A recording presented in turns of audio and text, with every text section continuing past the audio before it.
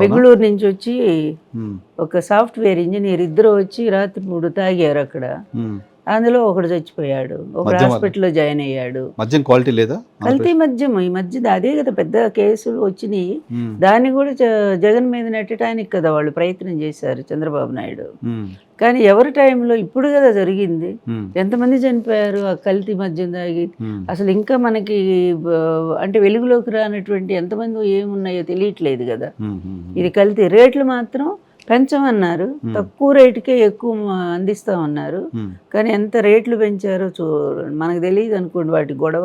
ఉమ్. కానీ జనం చెప్పుకుంటా ఉన్నారు సో కదా మద్యం రేట్లు మద్యం పెరగడం. ఆంధ్రప్రదేశ్లో ఈ ప్రభుత్వం విపరీతంగా అండి. అంతకుముందు మాకు తెలిసి 40,000 బెల్ట్ షాపులు ఉండేవి. ఇది 14 and 19 మధ్యలో ఉండేది. ఉమ్, ఇతని హయాంలో జగన్ గారు వచ్చాక మొత్తం 40,000 షాపులు మూసేశారు. అవును, బెల్ట్ షాపులు బెల్ట్ షాపులు మొత్తం బెల్ట్ రద్దు. షాపులు లేవనే చెప్తుంది కదా ప్రభుత్వం. ఎక్కడండి ఉమ్. అసలు ఇంకా ఎక్కువైపోయినాయి. ఇప్పుడు 60,000 70,000కో పోయినాయి.